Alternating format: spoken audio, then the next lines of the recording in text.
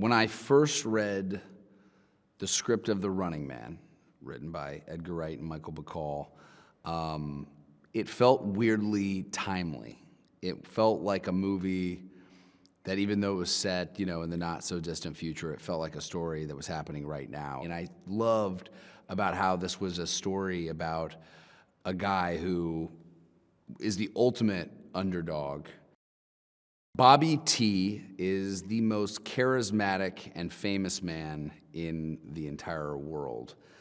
Bobby T is played by the amazing Coleman Domingo, who is the most charismatic and wonderful man. So you buy it. There's something really fun about watching Coleman, the way he occupies a stage. Obviously, he's one of the great actors of our time, and he's very comfortable on a stage. But I think what made watching Coleman take on Bobby T, who's the host of The Running Man, what I found to be so fun to watch is the way that he commanded the crowd. This role would not be as layered and interesting in the hands of another actor.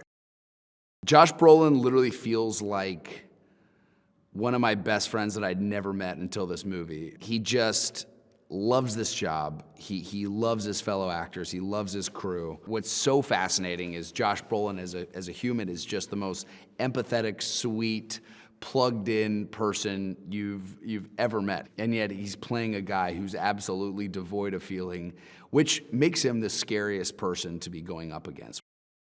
Edgar and I have really developed a shorthand with how much we love movies. And that's what I think made this set really special is Edgar loves movies, I love movies, and we love it when movies really come together. He's put so much time and so much effort and thought into every single frame of this movie. And so getting to play Ben Richards and getting to live inside of this world was just incredibly special because Edgar's been one of my favorite filmmakers for so many years.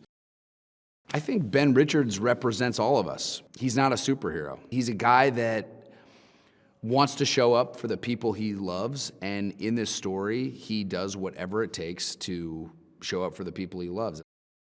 The action in this movie is nonstop because the reality is if the entire world is hunting one man, you better believe he is going to get his ass kicked. You are not escaping that show without some cuts and bruises. But I think one of the things that Edgar and I both really respond to as filmmakers is there is nothing like capturing it in camera. And so what Edgar and I made a pact of is how can we do this thing for real? So I realized I had to put my body on the line to give the audience that experience, and I'm really, really glad I did.